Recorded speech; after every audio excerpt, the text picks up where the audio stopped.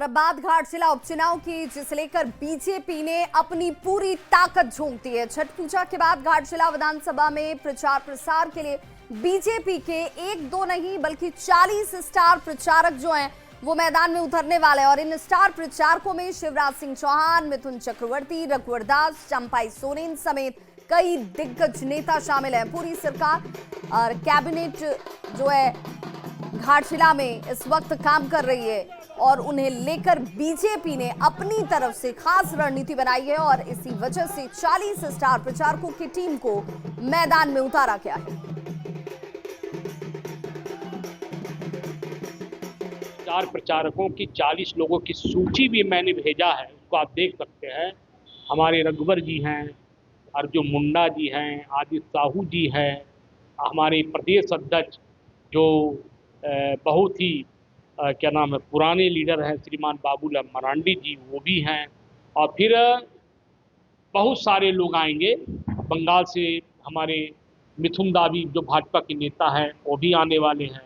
तो ऐसे कई लोगों की सूची है जो पार्टी ने आशा व्यक्त किया है।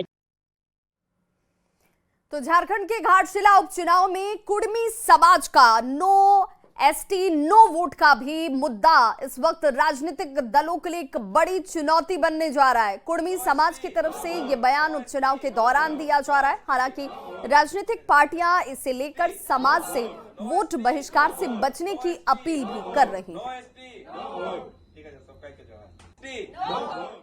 हम लोग घाटशिला उपचुनाव में नो एसटी नो वोट के तहत समाज को हम लोग जागरूक कर रहे हैं कि 75 सालों से जो हम लोग का डिमांड है और उस पर कोई भी एक सकारात्मक पहल अभी तक नहीं हो पाया है। और इस इलेक्शन के माहौल पे हम लोग देखना चाहते हैं कि सरकार क्या इस पे जवाब देती है, राज्य सरकार और केंद्र सरकार दोनों। और अगर वार्ता नहीं होता है तो फिर समाज स्वतंत्र होगा कि उसको वोट देना है, नहीं देना है, वोट का बहिष्कार करना है, नोटा में मारना है, क्या करना है। सबको मेरा झारखंडी जोहार। नहीं, हम तो अपील करेंगे वोट बहिष्कार नहीं करना चाहिए, अपनी बातें है प्रजातंत्र में रखनी चाहिए। लेकिन ये राज्य सरकार क्यों इस तरीके से इस पूरे मुद्दे को लेकर सोई हुई है, ये समझ में नहीं आता है। नहीं, देखिए मुझे ये लगता है कि ये लोकतंत्र के लिए ठीक नहीं है। अपनी मांग मांगना यह संविधान इस बात का अधिकार देता है, लेकिन संविधान इस बात का भी अधिकार देता है कि आप अपने मत का प्रयोग करें। वोट का बहिष्कार या किसी भी समस्या का समाधान नहीं है। देखिए, कुड़मी समाज की नाराजगी मैं समझता हूँ ये मांग बहुत पुरानी है, 70-80 साल से भी ऊपर हो गए होंगे। लेकिन ये नाराजगी किससे है? 5 साल में एक मौका मिलता है, एक संवैधानिक अधिकार मिलता है। उस अधिकार का उपयोग करके आप अपने या अपने समाज के मांग को मजबूत कर सकते हैं, अपनी ताकत को बढ़ा सकते हैं। मैं तो अपील करूंगा कि आप मतदान का बहिष्कार न करें, मतदान करें। बिहार में जेएमएम की अनदेखी पर झारखंड में सियासी पारा इस वक्त हाई है। जेएमएम ने महागठबंधन के साथ आरजेडी से रिश्तों पर फिर से विचार करने की धमकी दी है। तो वहीं कांग्रेस और आरजेडी के नेता मिशन डैमेज कंट्रोल करने में जुटे हुए हैं। जेएमएम के गुस्से को शांत करने की कोशिश की जा रही है और गठबंधन धर्म की याद जेएमएम को दिलाई जा रही है। पूरी खबर पर देखिए हमारी ये खास रिपोर्ट।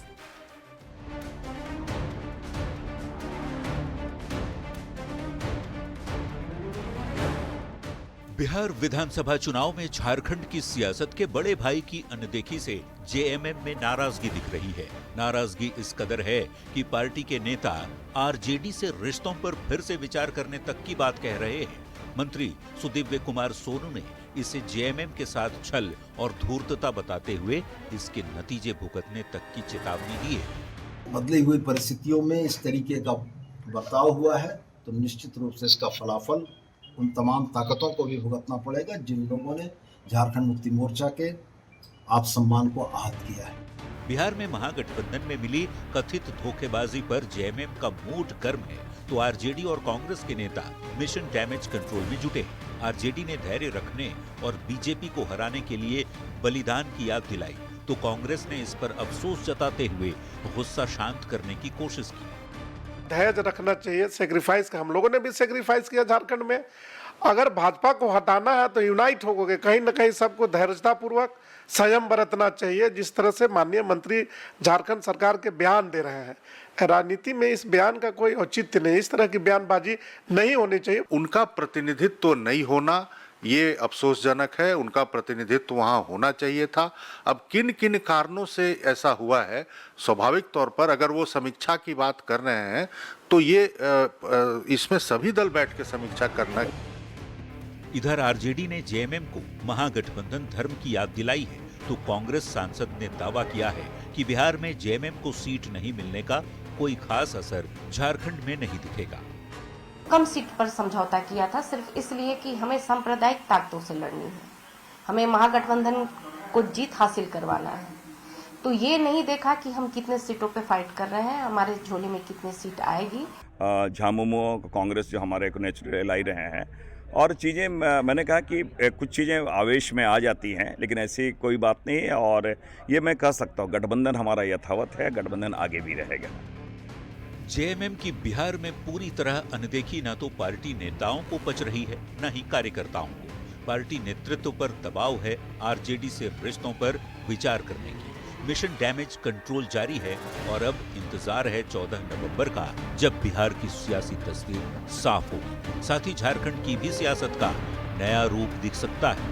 न्यूज़ 18 के लिए रांची से संजय कुमार सिन्हा और गौरव झा के साथ गिरिडीह से एजाज अहमद और लोहरदगा से आकाश साहू की रिपोर्ट। तो बिहार विधानसभा चुनाव को लेकर आज महागठबंधन की संयुक्त प्रेस कॉन्फ्रेंस हो रही है और इस पीसी में जेएमएम को न्योता नहीं दिया गया। साथ ही जेएमएम को इस बारे में कोई जानकारी भी नहीं है। इस मामले पर जेएमएम नेता ने सफाई देते हुए कहा कि जो दल चुनाव लड़ रहे हैं उन्हीं लोगों को इस प्रेस कॉन्फ्रेंस में बुलाया गया है। सूचना जहाँ तक मुझे जानकारी है हमें नहीं है, और होगी भी तो उसमें शिरकत करने का कोई मतलब नहीं निकलता है, कोई मायने नहीं है। चुनाव जो लोग लड़ रहे हैं वो लोग प्रेस कॉन्फ्रेंस करेंगे।